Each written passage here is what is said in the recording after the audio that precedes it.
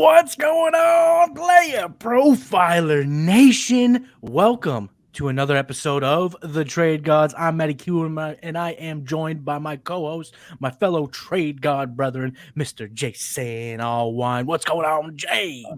It feels so much better to hear that. It still has burned a hole in my heart from Sunday when we were mock drafted together. Yeah. Said, like, sometimes Trade God brethren. It's glad to be back. It's glad to be back. Trade God Thursday. Let's go. I'm so excited. We've got a great show lined up, man. Don't we? We have such a great show lined up. We have another new segment that's tailor-made for our guest. Ooh, did I spoil it? Oh. We do have a guest joining us tonight. So, Jason, why don't you introduce our very special guest? Yeah, I mean, I don't even know where to begin, but I'll begin with this. Our guest, the host of the Writers Roundtable, the editor, the man behind the scenes for all the articles that you see, the man himself. We've got Seth Diewold coming on today, and it's awesome. It's awesome. Let's go! Oh! Seth is in the building. What's going on, Andy? There I am. What an intro. Oh, my God. I'm on Trade Gods. Mom, I made the big time. I made the big show. And for all you listeners out there, Yeah. Seth is short for Sezual Diewold. So let's go, boys. We are ready to rock and roll tonight. Seth, how you doing? I'm doing great. I couldn't be more excited. I think all of us are just degenerate this show is just perfect, because we all love to talk trades. We're like, that was such a terrible trade for you, but then in another room might feel differently about it. It's so awesome. I love this show you guys have put together. So excited to be on it with you guys tonight. Ooh, very excited to have you. But you're right. I mean, the TGIF, the Trade Gods Invitational Fantasy League that Jason and I started, we are making trades left and right. We make so many trades in that damn league that each week one of the trades we analyze is from that league. And we have yet to have to repeat or go back on the timeline because we just keep chunking out, getting crazy, like you said, downright dynasty degenerate type folks here on the Trade Gods. But, you wouldn't have it any other way. So if you're new to this show, first of all, welcome. Secondly, we have a very special first segment. Usually we like to break down a few trades. That's what we do here. We talk a lot of trade. Sometimes we break it down which one is the most fair. Sometimes we do a little trade court, and my man Jason puts a lot of people behind bars when it comes to trade court. The charges, monitors. He be giving out ankle monitors, but today we got the editor in town. We got a school teacher on board, so we are gonna play a little game that we like to call It's Time to Pass or Fail. So we got 3 trades, and we are gonna give it a grade. And by that grade, obviously, you pass or you fail. But boys, you're a teacher, Seth. Is it D failing or is it passing in your eyes? Well, that's a subject of, it depends on your perspective. Technically passing, Okay. but I guess D's get degrees still. See, I thought they were saying was C's. Yeah, that's true. But in some schools, the answer is yes, it's passing. In other schools, no. It just kind of depends.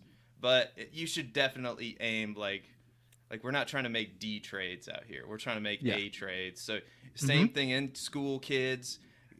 A's and B's, all right? There's no reason you can't do it. Put your mind to it, and your teachers are there to help you, all right? I won't get off on a rant here because this is a fantasy football show. But keep your head down and do well in school, and good things will happen, I tell you. Here we go. Cody's in the chat. Shout out to you, Cody. Beard Gods. Oh, Nate's doubling up. Let's go, Beard Gods. They man. some good beards here. We What a also show have. he had earlier. Shout out Nate. Shout out Nate. Absolute beast over there with Nate Field Yates on today. Absolute great episode of Dear Mr. Fantasy. Check that out after the show, of course, because we got some great trades that we're going to talk about. And the first trade we are going to break down is a 1-for-1. This happened in a 10-team standard scoring lead. Those things are still around. I thought those things were ixnayed in the 80s.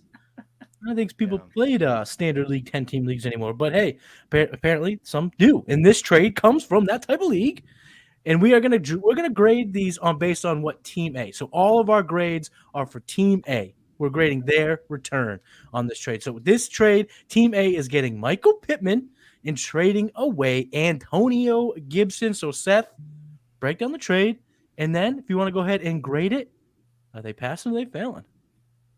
Well, this trade's painful because I like both players. I was a huge Antonio Gibson fan last year. I still am riding the Antonio Gibson train, but there are so many more knowns with Michael Pittman.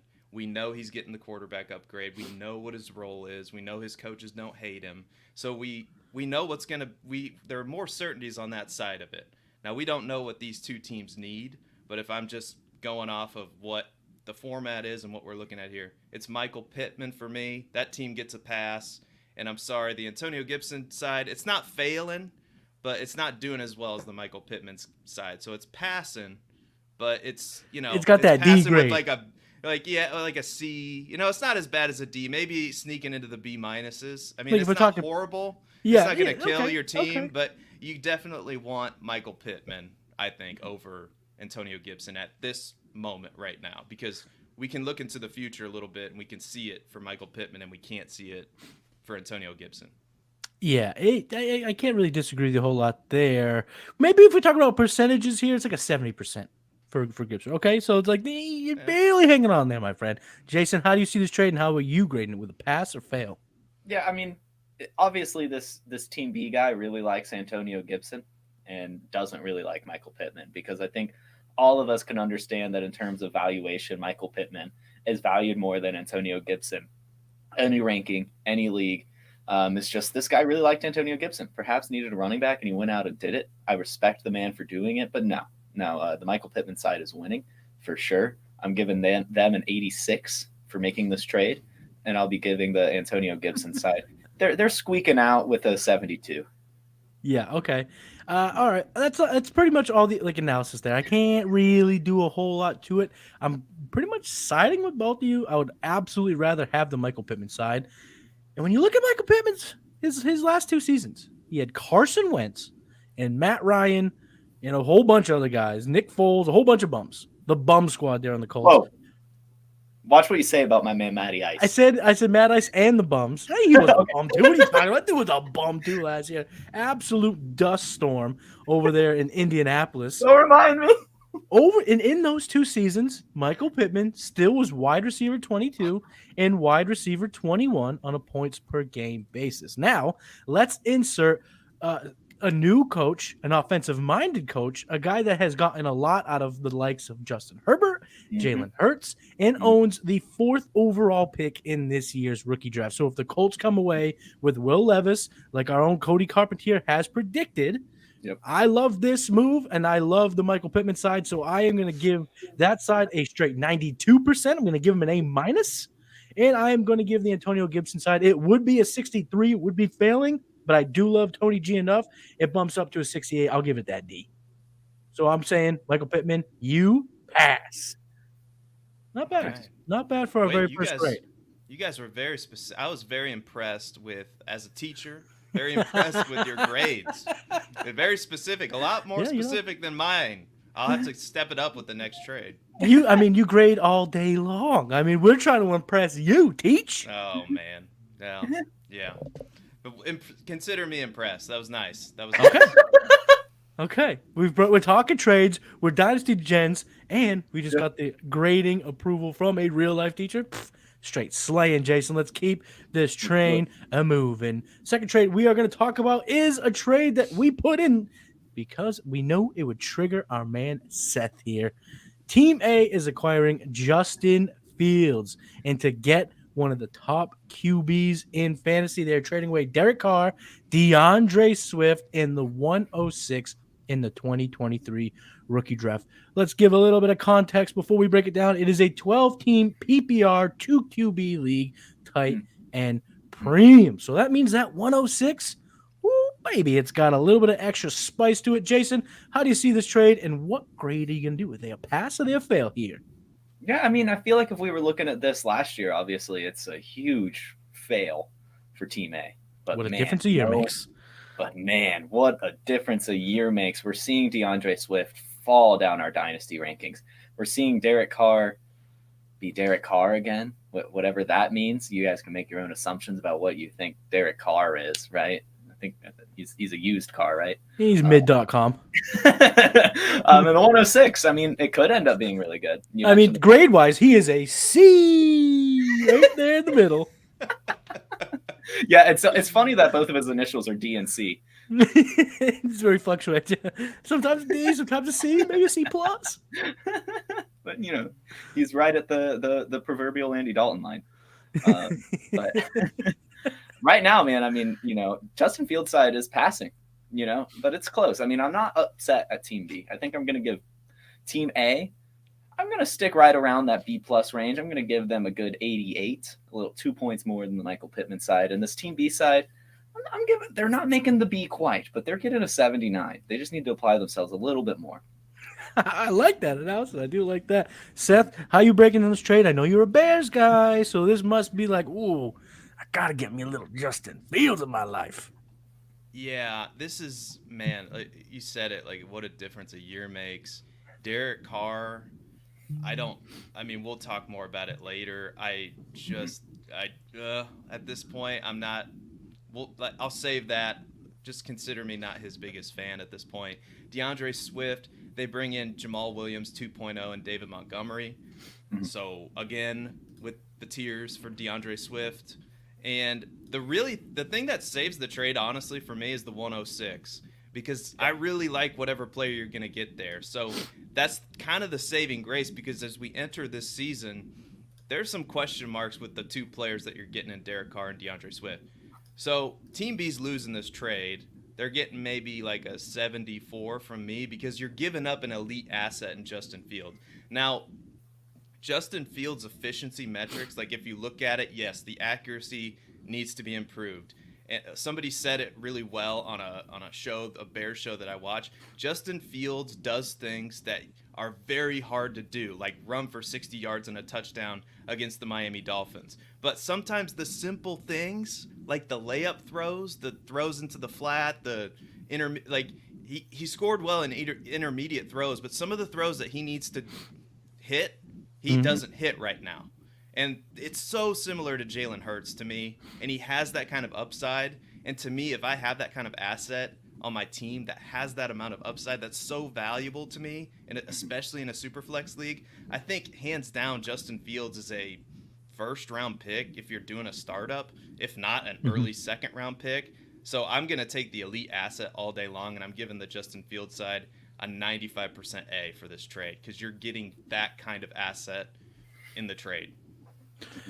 Getting Justin Fields, like you said, first round startup pick, super valuable. And I do believe that the acquisition of DJ Moore is going to be massive for his development. I wrote an article about it. I did a video about it.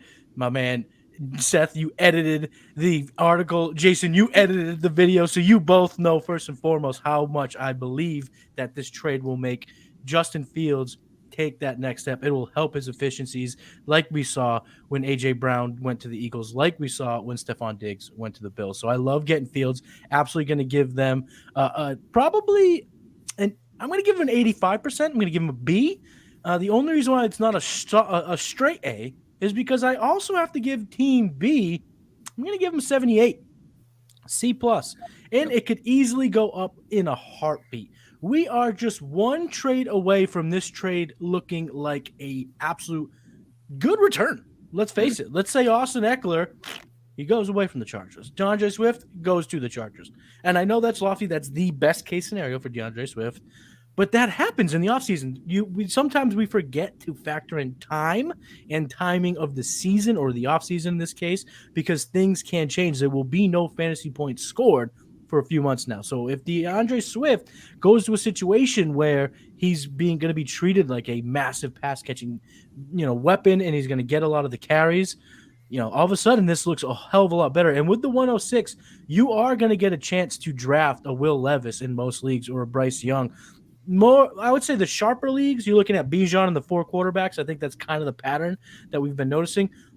But in more your casual leagues, your home leagues, absolutely a Jahmyr Gibbs or JSN can creep up into that top 5, pushing a Bryce Young, pushing an Anthony Richardson, or pushing a Will Levis or a C.J. Stroud, one of those quarterbacks you at the 106. And if that happens, now we're talking about a fair trade where they're both graded on the same plane. But given the information that we have right here, right now, I'm going to give the Team A side an 85, so they are passing. But I'm also saying that Team B is passing with this trade, so pretty fair. I think, Derek Carr, he's mid.com, but sometimes you could do worse than mid.com. You could. You could do a little bit worse than mid.com. You got bad.com. You could be straight dookie.com. Yeah, we don't want to be there. Be Sam Darnold. That's worse. Yeah, right? Sam Darnold.com is dookie.com. SamDookie.com. Sorry, Sam Darnold. I know you're a viewer of the show, and I'm sorry about that. He's kind of a redhead too, so I shouldn't be so mean to him. Yeah, I thought you guys like had telepathy with one another. You guys knew each other words like twins. Like if he gets sacked, sometimes you're like, hey, my ribs, man, chill out. What are you doing? Yeah, we have a meeting every other. our world domination meeting. Are you gonna be in trouble for saying that? Are you like blowing the secrets of Scientology gingers right now? I probably shouldn't say anymore. All right, let's move on. Let's move on before we get Seth in trouble. Before Seth is becomes a target of interest of this high-powered Illuminati of gingers. Yeah, exactly. Moving on. Move on. The last trade we are going to say is a pass or fail is one from the TGIF, the Trade Gods Invitational. Team A is getting George Pickens, and to acquire George Pickens, the menace, they are giving away Khalil Shakir and the 110 in this year's rookie draft. Take it away. Let us know what you got. Wow. At first glance, you would think, I think just my instinct when I first saw this trade before I dug into the numbers was, oh, it's George Pickens. It's only Khalil Shakir and the 110. But then, you kind of start to dig into the numbers. And, Pickens finishes the wide receiver 40 last year. And I was like, you know what? This is probably because he didn't play that much, right? I mean, there's probably he missed some games but he played in every game. And, his snap share was probably around 70%, 80% sometimes. So even after the Chase Claypool trade, you thought maybe his usage would go up a little bit. And, yeah, he was on the field a lot. But, I mean, and then you start to look at, Khalil Shakir. And he started his usage, while not great, he started to put up fantasy points toward the end of the season. So I don't think that's nothing in return there, like I originally thought. And then the 110 in a super flex. I mean, we're doing a mock draft right now. Some of the player profiler guys, including the Podfather. And I think the Podfather's at the 110, and he took Jordan Addison at the 110. I think. Mm-hmm. I'd have to correct me if I'm wrong there. But we got Addison as our 11th best guy in our rank, so that shakes out if we go pretty chalk there. Yeah, or you could go, somebody we love, and Zay Flowers might be there too. So this trade's a lot. This might be the closest trade, I think, out of all three of the trades. So I'm going to side with the George Pickens side, but it's going to be like a 79%, and I'm going to give the Khalil Shakir side like a 75%. Like, it's just so close to me, but I'm interested to see what you guys think, because this was honestly the least confident I've been because it's so close. Jason, what do you think about this trade? Yeah, I think it's an interesting point bringing in the 110. I feel like George Pickens might have even been going later than the 110 last year, but I feel like around that range in rookie drafts. So it's nice to, kind of see, that value continue, and then you're getting Khalil Shakir on top. And I like him. I like him a lot for the Bills offense. I know people are scared of the Trent Sherfield signing. I wouldn't be as a Khalil Shakir owner if I were a Khalil Shakir owner. Yeah. I think obviously Shakir's a better athlete, and you want a slot receiver on the Bills offense. You want anyone attached to that offense, to be honest. So it's nice to have it. Obviously a depth piece, not a guy you're going to be throwing out a lot, but it's a fun dart throw. Gabe Davis gets hurt, right? Maybe Stephon Diggs gets hurt. You're looking at a guy who's going to be a very, very, it's football. It's football, man. It's football. What do you want me to say? You don't say that. You don't say that. But yeah, I mean, we could be seeing Khalil Shakir being a pretty good fantasy wide receiver. So I like the dart throw there, and I like getting the 110. But George Pickens has that dog in him, more dog than anyone in the NFL, to be honest. And I like him a lot. I do like him a lot. I think the Steelers offense in general takes a step forward. I'm not going to change much from the grades, though. I am still with the George Pickens side. I was thinking also like a 79, 80 for George Pickens, and I might bump it up a tiny bit from 75 to like 77 for the Khalil Shakir side. But both of them very close grade-wise, and a very fair trade, too. Definitely fair. I mean, it took a little bit to break this down in my head. I kind of looked at this over and over, and we kind of knew this trade a little bit earlier than you, Seth, because it happened in our league. So I've been looking at it, and even in so, I remember talking to the person who made it, and he was like, "What do you think?" And I was like, "I liked it. I definitely like it. I like the idea of getting Pickens." But I'm gonna, and you could do this as a teacher. Correct me if I'm wrong, Seth. I'm gonna give it an incomplete. I need to see some more. I need to see some more out of this. Okay. Because I love Pickens as the prospect. Hate his quarterback. Do not believe he is going to be a fantasy quarterback that lifts up the pass catching assets. I think he can scramble enough to maybe give a little bit of some value on his own right, but I'm not ready to say that he can support a bunch of pass catchers, and so I don't know about that. And then I look at Shakir, 4.340. I mean 4.4 340. His best comparable player is Golden Tate. That type of profile should smash in a Buffalo offense. But what do the Buffalo Bills keep telling us? I mean, we keep hearing these rumors that they might be going after DeAndre Hopkins. I've seen them mocked a whole bunch of different places where they're getting receiver early on the first 2 rounds. Mm. Are they ready to commit to him? Are they ready to make Shakir that Isaiah McKenzie, who they did let go? So maybe they are. I don't know. I got to see exactly what that is. And then the 110. The 110 is still... It is the most incomplete picture, the most unclear picture in the first round of this rookie draft. I've had it on the show before saying that I would trade back at the 110, and that's basically due to the uncertainty of this pick. We don't know exactly what we're going to get out of Jordan Addison. He came in a lot smaller than we thought, not as fast and as agile as we would have wanted at that size. Kendre Miller has yet to truly test. Is Devon A-Chain? He's super, super landing spot dependent. And those are the names that I rattled off was 11, 12, 13 in our rookie ranks. And if you just go up to spots 9 and 10, Quentin Johnson, I'm not a big believer in. Roshan Johnson, I think he needs I like his skill set. I like his size. I just don't know if he's going to be given a whole lot of opportunities in his rookie year, given where he could go in the draft and how deep this draft is.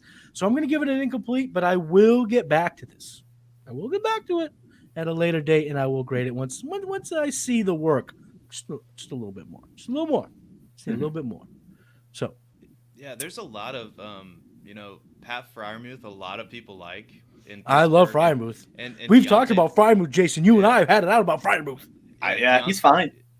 Yeah, Deontay Johnson's still there. So I mean, I don't want to get cliche alerted. So I'll just say like, there's a lot of grass in the meadow. If you know what I mean. Like a lot of grass needs watering in that offense.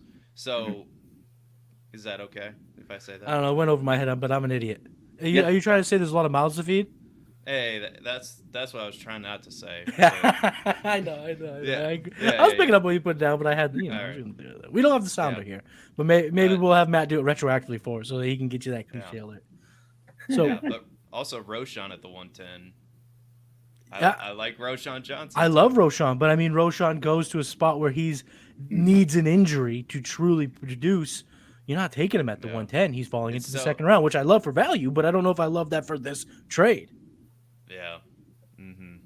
It's just, I wish I knew Roshan Johnson's. Like, if you could tell me he gets drafted in the 3rd round, like, yeah. Okay. But then, if he slips to day 3, then, oh, damn. Anyway. Yeah. So I do love Roshan Johnson, though. Nate in the chat, what if Roshan goes to Philly in the 3rd? I mean... Well, I don't. I mean, that's perfect. Baby. That's now we're talking about a smash spot. We're even talking. He might not be there at the 110. He could be the 3rd running back off the board. I mean, at that situation. I mean, we've seen Jordan Howard play well there. We've seen a lot of guys, even Miles Sanders to a certain extent, doesn't have a whole lot of shake, rattle, and roll. He's kind of just gets through and makes it happen. And Roshan's that type of guy. So I would like that. I would. Okay. Not bad, boys. That's our first time grading some trades, doing a little pass or fail. I think we passed with flying colors, but like always, we have to run our trades through the old Trade Analyzer. And the Trade Analyzer is a tool that you can get on the PlayerProfiler.com website in the Dynasty Deluxe package. Get up in there because it's a nice way to kind of see where you're at. See what you're looking at here. Judge by some lifetime value points, how you are stacking up when it comes to this trade.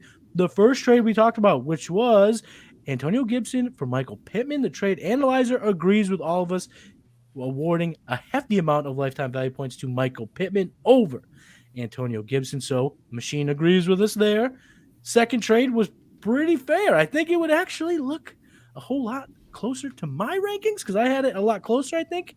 But either way, still pretty good. And the side that is most valued on the trade analyzer was the Justin Fields side. So it's pretty simpatico there. And the last trade was razor close, within 11 lifetime value points, but it gave the side to the Shakir 110. So it's very razor thin. I think we kind of nailed those pass-fail grades, if I may say so myself. Before we dive into the buy or sells, we have a little bit of an ad read for you. So stick around, and we will be right back.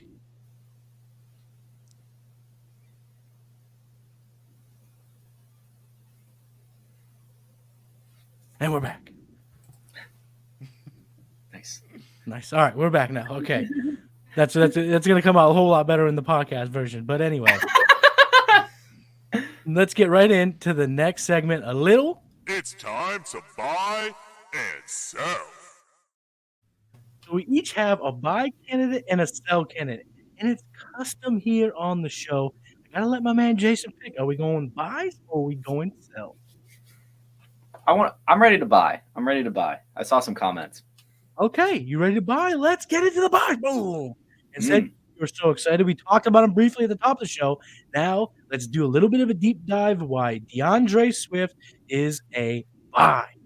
Yeah, and I mean it's hitting home for me right now because I see plenty of comments, actually, a back and forth, if you will, even from Nate, from the Hairy Snowman, about DeAndre Swift and how they're concerned. And that's perfect. That means it's time to buy, fellas. He has absolutely cratered across the board. He's fallen to RB 17 in our rankings, lost over 50 lifetime value points. And let me tell you why that's a bit of an overreaction. David Montgomery, a signing, brought to the Lions. Yeah, he's better than Jamal Williams. Sure. But DeAndre Swift last season only had a 36.9% opportunity share, but still averaged 13.7 points per game. That's fine. It's going to get better than that. But even then, efficiency metrics, third in points per opportunity, second in yards per touch, fifth in breakaway run rate, second in yards created per touch.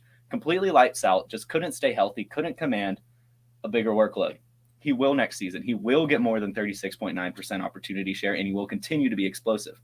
Montgomery could take the RB1 spot. Fine, that doesn't matter. Ezekiel Elliott had the RB1 spot in the Cowboys last season, and Tony Pollard was amazing for fantasy football. There's no reason to jump off ship for Swift at all. There was even a game last year where he only had 35% snap share and still scored 27.7 points. I don't know what else you want from the man. He's fantastic. He's attached to a great Detroit Lions offense. I'm so excited for what they can bring to the table next season. I'm going to want any piece of that.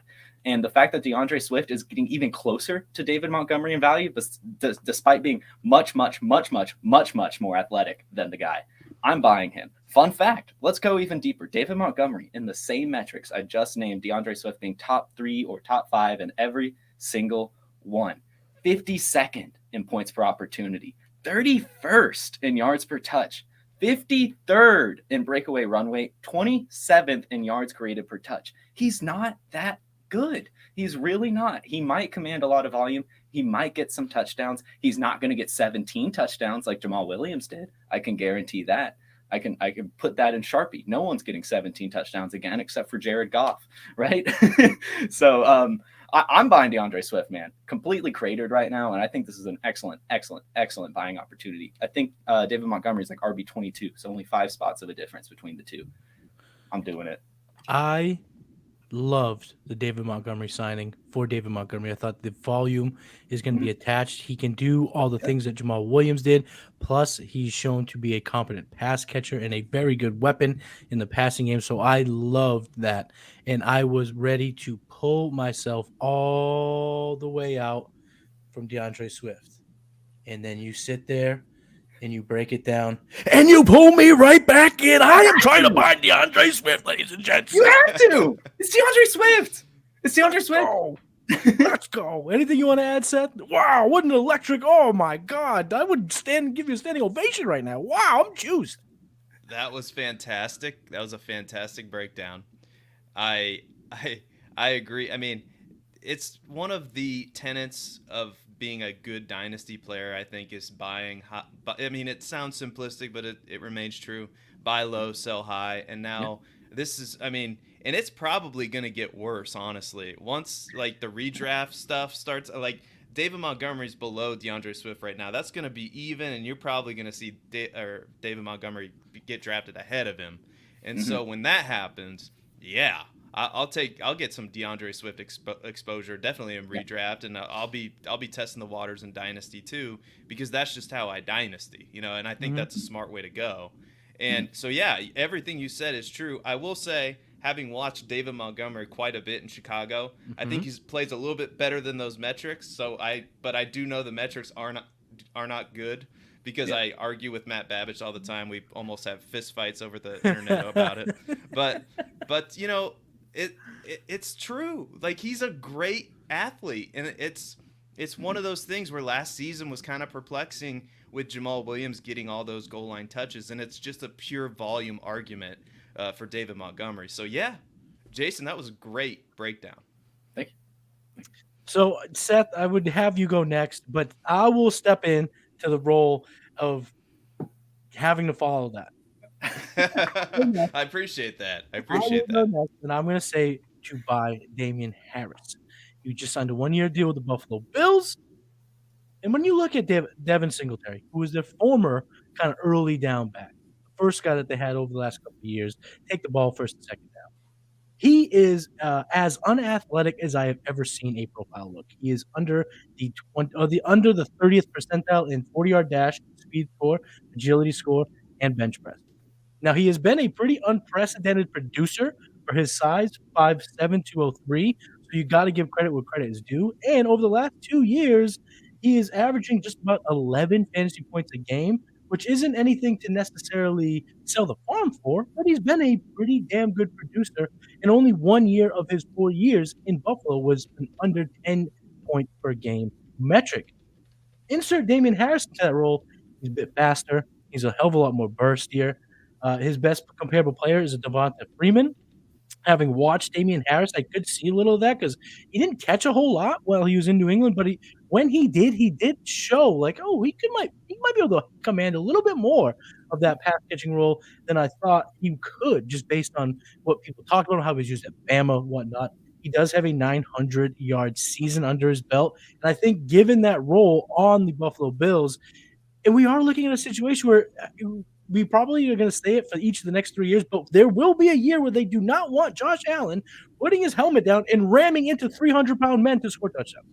They're going to want to keep him healthy, keep him fresh for the playoffs, because he's yet to truly climb that mountain, truly be the postseason run that they need him to be. So I think Damien Harris could be that guy, 1-year deal, kind of just run him a whole lot. I do think that James Cook, we're looking at probably a 2021 version of Tony Pollard for James Cook, which is good. I do like James Cook there. But if you remember in that season, Zeke was still the guy who got a lot of touchdowns, a lot of short yard work, and I think Damien Harris could be that guy. So I'm looking to buy, and the price is still dirt cheap, even after the signing. I've seen him traded for third-round picks. Yep. A pick swap in a lesser player. I've seen a lot of these things where you can get Damien Harris on the cheap, and I'm trying to pick him up where I can. Either one of you jump right in to add something to Damien Harris, or am I just talking about a lesser type of move after the riveting speech that Jason just gave for DeAndre? No, if I can step in, I like it a lot. He's a great buy. He's one of those players in the fantasy community that is not only undervalued, but just kind of disrespected. Like, he's, I would honestly say, viewed as a roster clog, but he's not really. I mean, like, you can start him pretty much any week. You might not like it, but he's going to do fine, even when he was on the Patriots. I will say in 2021, yeah, he had good yards. He was completely carried by breakaway runs, and he seemed to have lost a little bit of that last year. But you know, I was enlightened by, you know, him being a little bit of a pass catcher than the volume shows. If he can take, you know, and even a smidge of what Devin Singletary did, then yeah, I mean, it's good. And I'm an offense chaser. I really am. So, I mean, give me a Bills running back. You know, Josh Allen might score more goal line rushing touchdowns than I'd like him to. but whatever. That's part of the game. And yeah, I like it a lot. I mean, hell, a 3rd-round pick for Damien Harris, give me that. Yeah, I've seen some dirt cheap prices for Damien Harris, so that's kind of what's been intriguing me there. Seth, anything you want to add to Mr. Damien Harris?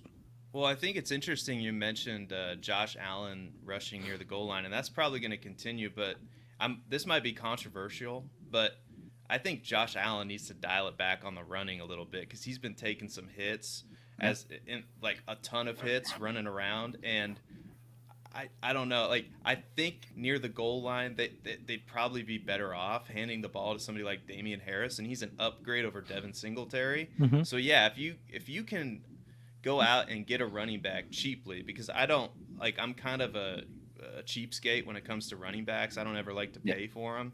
Like, that's just how I like to dynasty. I don't like. I like to see if I can find the Jerick McKinnons. Like, that's kind of how I roll. So if the Bills see this, which is a big if, and say, "Ooh, we need to cut back on these, these quarterback options where we pull the guards." It's absolute insanity if you want to protect your franchise quarterback. I don't care how big he is. Mm-hmm. Then yeah, that means Damien Harris is going to get some of those opportunities, much like a Jamal Williams potentially. So I think it's worth a shot, especially at the price. Yeah, I love that buy. And last year, too, Devin Singletary, he truly performed in close games. If Aaron Rodgers goes to the Jets, the Patriots are a little bit better. The Bills are going to be in some dogfights in their division, which means Damien Harris can get a lot of volume in those games. So now we've already had a whole chunk of games where he could be absolute value. So, yeah. But I'm with you. I'm looking for cheap running backs now before this far off from the season because you never really know what's going to happen. So, Damien Harris is my cheap buy.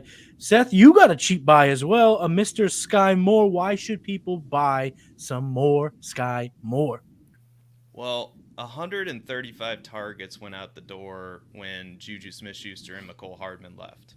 And it just opens the door perfectly for somebody like Skyy Moore. Now, my battleship could be sunk in the draft if the Chiefs take somebody in the first round, or they do have all of their draft picks and more. So they could definitely, and we would all be excited, let's say, if they took like a Zay Flowers at the end of the first round. Like, that would be awesome. And so, but right now, based on what we know, is there's a lot of targets available in the best offense in football with Patrick Mahomes. It just feels too perfect, and maybe my hopes are too high that he just slides into that slot role. But I'll just this is a guy who was drafted in the 2nd round last year. Like, he has some speed to his game, and he just kind of feels like that perfect slot role for the Kansas City Chiefs. I was a big fan of his tape as well at Western Michigan, like his college dominator rating and his college target share off the charts, like in the 90th percentile at Western Michigan. So this is more of a projection play, but I'm going to chase like the Kadarius Tonys and the Skyy Moore. Like, if Skyy Moore is my buy 1A, Toney's my buy 1B. I want a little of both just to see if I can hit a home run with one of them, just in case the Chiefs don't go out and trade for Hopkins, because that would obviously sink the value. If they don't go out and draft a wide receiver. So we'll see. But I like taking this kind of a chance at this stage in the game in the dynasty the dynasty on season. Sorry, I almost said the wrong word there. The dynasty on season, because it's never off season in dynasty, which is why we love it. Hey, don't sleep. We keep at it. Jason, anything you want to add about Skyy Moore? Because I do think this might be a great opportunity to buy a good player. Yeah, no, I agree here. I think he's even probably the cheapest Chiefs weapon to acquire. So that's definitely what I like about him. I had a question, not that it matters. It's on tangent, but doesn't matter really for Skyy Moore. Is Justin Ross going to be back? I believe so. Yeah, I haven't heard anything about him, but I'd be interesting. I don't know. That was more of an aside than anything. But yeah. I honestly haven't. Like, you mentioned that, and I forgot all about Justin Ross. So they also brought in the other Ross. What was the other Ross? The former 1st-round pick Ross. They brought John Ross. Yes, is it John Ross? Oh, did they? They brought him. I think he was on their practice squad at the end of the year. I don't know. Wow, they're just signing all the same wide receivers. All the same wide receiver over and over. And I did forget to mention one point, all right? And Travis Kelce, obviously, is still the man, right? He's the tight end one forever, and he always probably will be for the rest of his life. I don't know.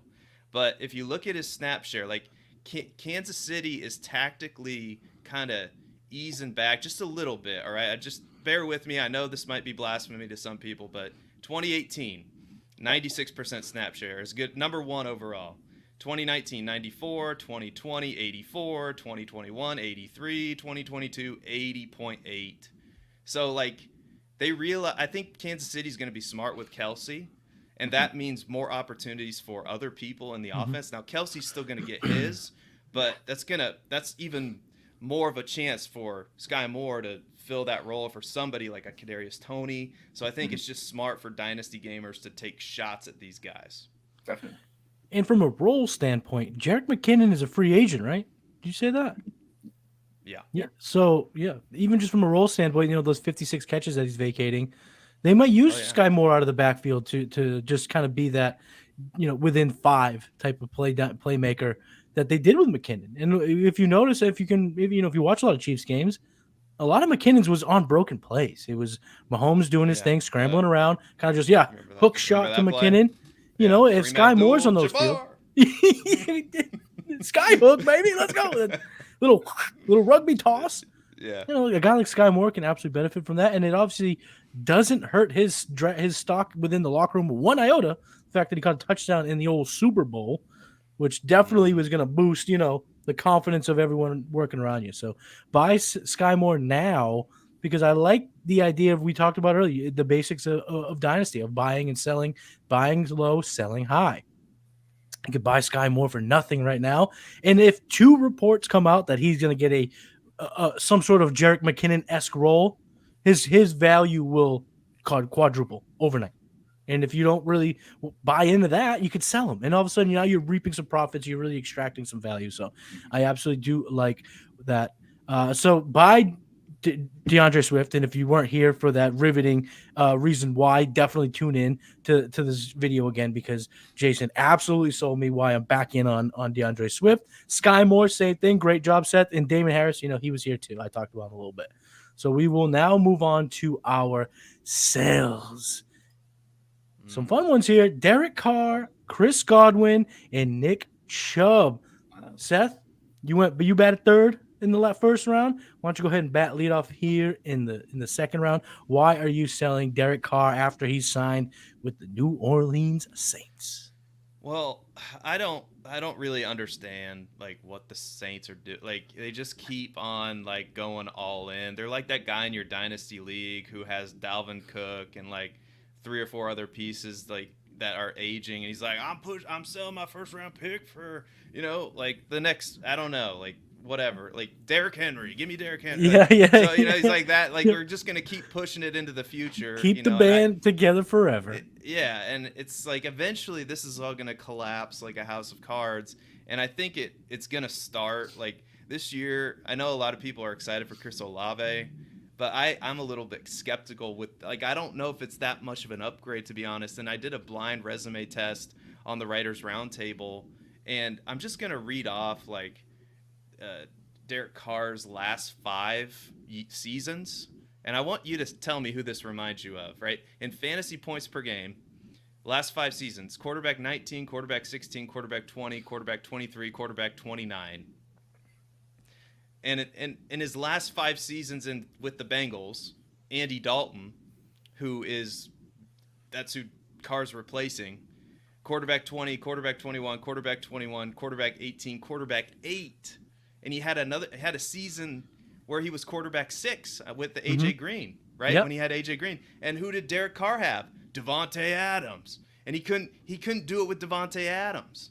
And like, are we sitting here saying Chris Olave's on Devontae Adams level? Like, maybe, but I mean, he's a great player. I love Chris Olave, but is Derek Carr going to take him to that next level that we really want to see him go to? I'm desperate for Chris Olave. I love the player, but I just don't think I think it's going to be more of the same, and I think we're going to be a little bit disappointed when we draft Chris Olave this year, unfortunately, because Derek Carr is just not that good. Aaron was here last week saying to sell Chris Olave. You bring this up now, and you're talking about Derek Carr, but Chris Olave is absolutely part of this conversation. I also have to ask you, this is kind of not really, it's kind of in between both Olave and Derek Carr. Could Michael Thomas slant boy be an issue for him too? Yeah, and he's back in the picture for Chris Olave Right. too. Yeah, I mean potentially, like who knows how long he'll last without getting injured, without that ankle bothering him again. But I mean, I don't know. Like it's 3.5. yeah, you're right though. It's another factor to consider when you're taking Chris Olave like third round, I think, in redraft right now. That's pretty high. I mean, Yeah. I'd have to. I'm not 100% on that, but. Yeah, and you're Anyway. saying sell Derek Carr. I think that's smart process because I do think that his value's on thin ice, and if he comes out of the gate and in those first 3 games he looks like dog shit and he's ruining the value of a Chris Olave, a guy who's beloved in the fantasy community, you won't be able to give this man away even in Superflex. So do it now with there's a little bit of at least a little bit of hype behind him, at least a little bit of value still attached. Try to tear down at that quarterback, get another asset. That I'm absolutely on board with selling Derek Carr. Jason, anything you want to add about Carr? You do roster him in the TGIF. Yeah, I mean, I literally tried to get Jimmy Garoppolo with him, and it didn't Yes. happen. So, like, that's what I think about Derek Carr. Yeah. Hey, Yeah. it's all said. It's all done. That's perfectly said. Put in a bow and put a wrap on it because that's true. Yeah, Yeah. that's a move I'd be doing too. Take Derek Carr, try to get Jimmy G, and maybe a little something extra because he does have Devontae Adams. So smart process here. Chris Godwin, one of my faves. Why are we selling Chris Godwin, Jason? Yeah. I decided to bring the heat today, apparently. He's wide receiver 18 right now, and this is recent. We updated it. So this is with the news of Baker Mayfield, right? Mike Evans fell to wide receiver 47. Okay? Devontae Adams is ahead of Christian Watson, Michael Pittman, Deebo Samuel, Devontae Adams, George Pickens, Jamison Williams. The list goes on. Chris Let's go. Godwin, you mean? You Yeah, started yeah. with Devontae Adams. So Sorry, just yeah. to clarify. Yeah. Thinking Chris of him. Godwin. Devontae Adams is Right. in this list that Chris Godwin is ahead of, right? Godwin's a great wide receiver. I do like him. I do like him a lot. But I'm going to say, and this might be a hot take, and it is a hot take, he is pretty dependent on volume. I'm gonna skip ahead some of what I've written here, but Baker Mayfield averages 27.9 passes a game last year, has only had one season in his entire career over 500 pass attempts. Brady, on the other hand, has only had 4 seasons in his entire career under 500 pass attempts. Chris Godwin's best season was with Jameis Winston, who led the league in pass attempts. The guy breeds volume and needs it. He had 9.5 targets a game last year, 10th most targets overall, finished with the 6th most receptions. It's not going to happen again. Baker Mayfield's not going to give him that, and it sucks for Chris Godwin. It really does. I'm not going to see it there at all, really. I mean, that's all it is. Baker Mayfield 36th in catchable pass rate last year.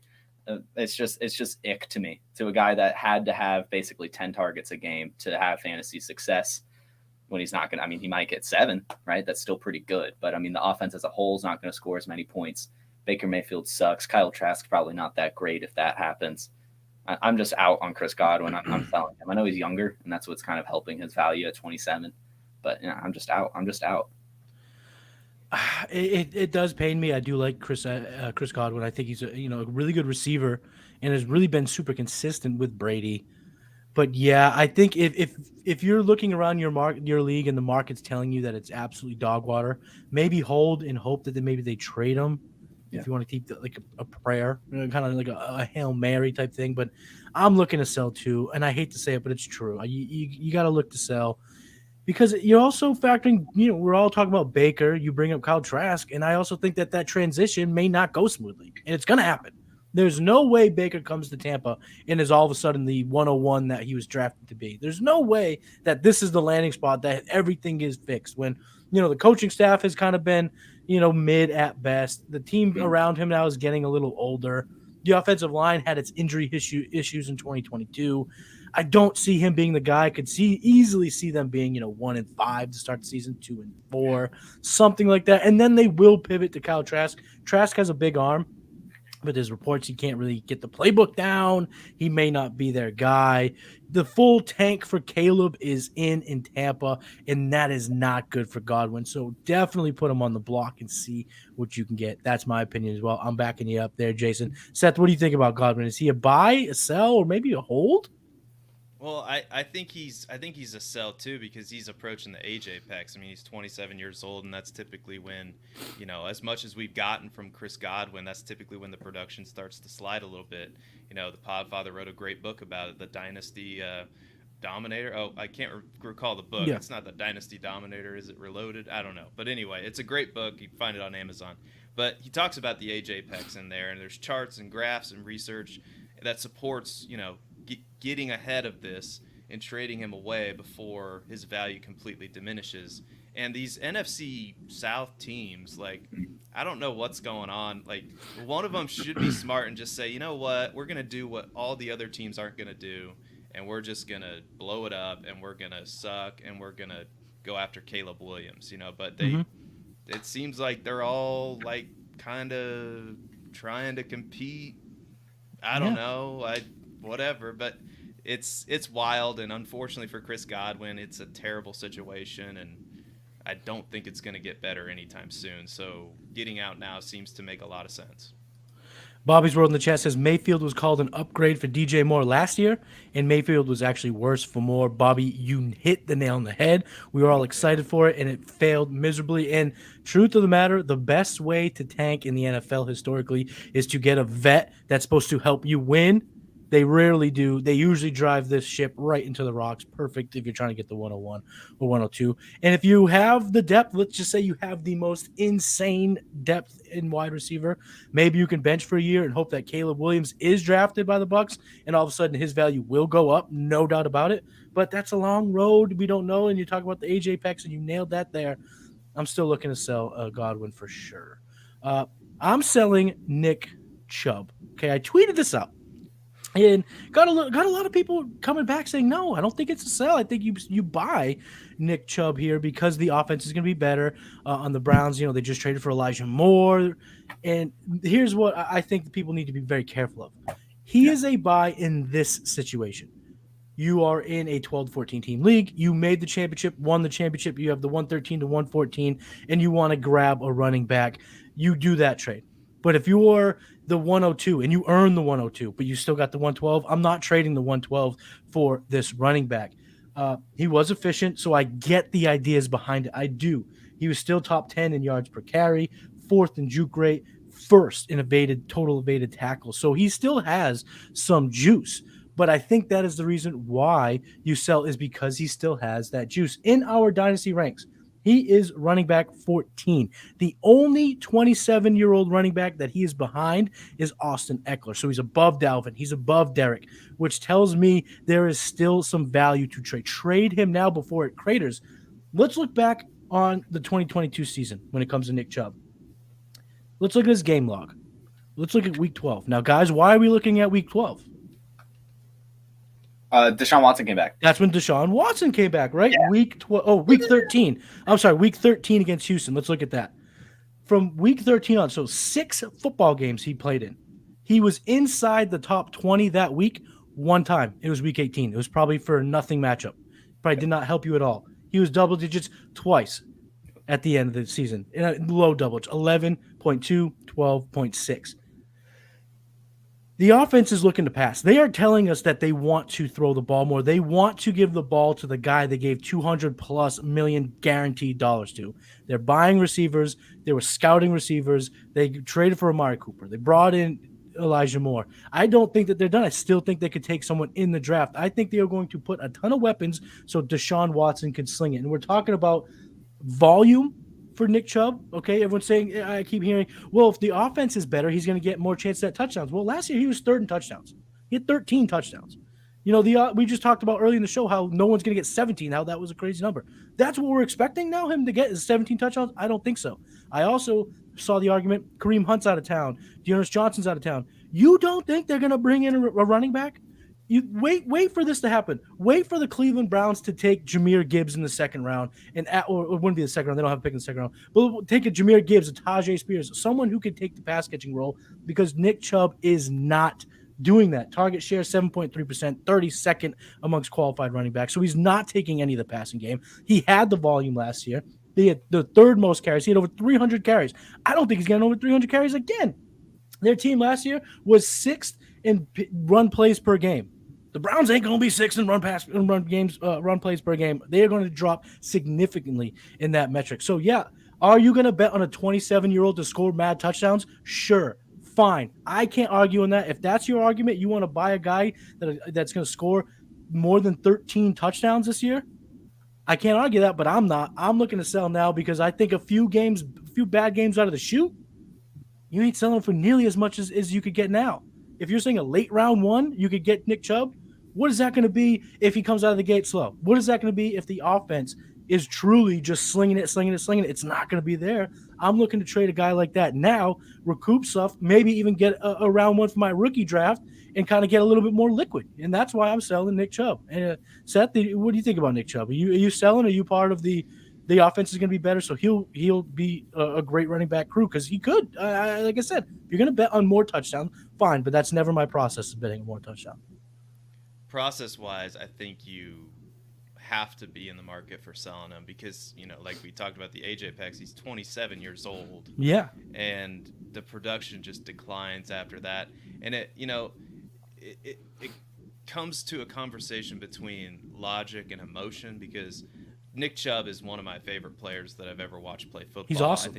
I think he's fantastic, but there comes a time in fantasy football where it's time to do the right thing, and it's time to see what you can get because we want our dynasty teams to be competitive long term as well, and in the short term, it's an odd balance we have to strike, and it's hard to time these things correctly. All we can do is look at the data, and the data says that Nick Chubb's production is likely going to decline. I know people have looked at Derrick Henry like he defies the odds, and yes, every once in a while, a player like that comes along and is right. won't go away, right, and just makes us look like fools all over again. But more times than not, in this situation that Nick Chubb's in right now, the right answer is to trade him away and see what you can get, and that's true for a win now team, and that's definitely true for a rebuilding team too. It's just good process. Yep. We've talked about this on the show before, right, Jason, where a guy might not be looking at a cliff that he's going to fall off of, but if he's reached his plateau point, he's reached the point where his maxing out value, you have to look to sell. And I think that's where Nick Chubb was. He was running back 6 last year on a points per game basis. He was efficient. He got 300 carries, and he scored a shitload of touchdowns. I just don't think all of those are going to go up even more. So if he's running back 8, then you could have sold at a higher value. I just think that now's the time to do it because the value could greater. Anything you want to add on Nick Chubb, Jason? No, I love it. I'm glad that you bring up the Deshaun Watson stats. I have an ongoing bet with my Browns fan a Browns fan friend up until Deshaun Watson leaves or Nick Chubb retires. I have $5 on if Nick Chubb ever has a 150-yard running game with Deshaun Watson at quarterback. And I told him, no, I don't think that's ever going to happen again. I don't think he's going to get the volume that's going to necessitate that. He might get 120, right? But you're not going to predict it. Deshaun Watson is not the type of quarterback to sustain a Derrick Henry type revival for an older running back. He's not handing it off 30 plus times a game, and it's just not going to happen for him. It's just not. So yeah, I'm selling him for sure. And I think a lot of the times when we say sell, people think, it's just one word. Maybe we should start maybe that's what we'll do as trade gods. We'll put our heads together and put together like a chart of the grades of what you should do with players. Because I think when people hear sell, they think, oh, what are you going to trade him for the 201? It's like, no, I'm not going to trade him for the 201. But if I could take Nick Chubb and get DeAndre Swift, I'm doing it. If I could take Nick Chubb and tear down to, like, say, a Miles Sanders in the 201, you know what I'm saying? Like there are different ways to sell Nick Chubb. I'm not saying get rid of him. If your best offer is a 205, tell him to piss off. You ain't doing it, obviously. But I think you move him now and you recoup some of that. You get some extra value, and get a little bit more security going into next year because, like I said, one top 20 finish with Deshaun Watson under center, and he was terrible. So that's how much faith they had him when he was bad. What if he comes out and starts cooking, gets massages every day? He's going to be dominant. He's going to be it. It is what it is. So that's ourselves, Nick Chubb, Derek Carr, and Chris Godwin. Boys, what a freaking episode. Seth, thank you so much for joining. We're definitely going to have you back. Tell all of our lovely listeners where they can find you on socials, where they can find all your content, all that good stuff. Yeah, so we obviously, I'm going to start out with the Player Profiler News section is where all of our talented writers post their work, and I read everything, and it's honestly the best way, aside from looking at Player Profiler player pages, it's the best way to learn from us for free. Like, just go there, read some articles. Today we have injury analysis that was posted there from one of our Evan. I can't think of his last name. I think something with an R. I can't think of his last name. Sorry, Evan. But it was a great article. It was a great article about breaking down the injuries and some trends in that. And, you know, our Injury Finder app is really popular, so it coincides kind of with that.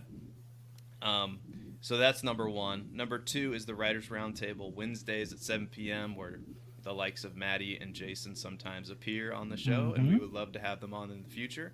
And then thirdly, my YouTube channel.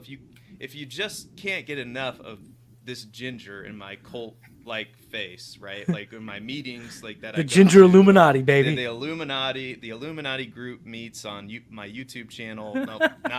No, they don't. We don't meet. Andy on YouTube. Dalton. We don't. Carson Wentz. Szechuan Diewold. All you guys are there. We're not on you. We're in a secret location, guys. You can't find us on YouTube, but you can find me and spouting about Ed Sheeran. You can find me spouting about Aaron Rodgers and Justin Fields, and maybe breaking down some players there, and maybe having a guest or two on to do a draft on my YouTube channel. And that's my first and last name. Diewold is the last name. So those are my plugs. Ball's Life in the chat says, good show, guys. Thank you for tuning in, Ball's Life. Now, Jason, tell Ball's Life and everyone else in the chat and everyone listening worldwide where they can find you on socials and where they can find all your work. Yeah. You can follow me on Twitter at JFootballWine. And before I go further, there was a reply to our tweet about tonight's show, Seth. We were told to ask you about your Aaron Rodgers haikus. Haikus? Oh, yeah. Some poems? You some poetry? Yeah. I don't have any Aaron Rodgers haikus. Aaron Rodgers sucks. That's 5, right? I don't know.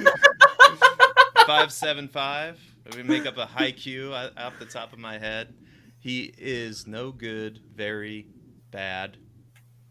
Loves the I darkness. don't like him much. He did it. He freaking did it. Dang, he wrote it on the fly. Yeah, that's what you He's get a with teacher. a teacher in the house. Yeah, baby. Yeah. Anyway. That's awesome. So yeah, we got some haiku. I could tweet out some more haikus. This would give me some more followers. I think we just got a new segment, Fantasy Haikus with Seth the Wall, baby. That's perfect. I think we need a fantasy football haiku Twitter. But you can find me here Thursday nights, right? 8 p.m. Trade Gods. And then you can find me in the mornings, 10 a.m. Monday through Friday on the Wake and Take. Sometimes on the Discord. And then most of my time is still spent on the Roto Underworld Instagram at Roto Underworld. Follow us there. You can follow me on Twitter. I'm at Matty Kiwoom. Make sure you follow the Trade Gods, Trade God FF. Follow our TikToks, Player Profiler and Profiler_NFL. The game plan comes out each and every Saturday. Tune into that. We've had Jason on, and Seth, you are definitely coming on the game plan, right? Oh, you're going to come on the game plan? If I get an invite, I mean. Oh, you're getting an invite, sir. Right, you're getting an invite, no doubt about it. All right. And then make sure you tune into our mock drafts that we've been doing. Each and every one of us have been on the mock draft show, and we will be on it again. So check that out. Make sure you're rocking with the Trade Gods. Make sure you're rocking with Player Profiler because we are not stopping until we go past the damn moon. He's Jason Allwine. I'm Matty Q, and we were joined by the great Seth. We are the Trade Gods. Peace.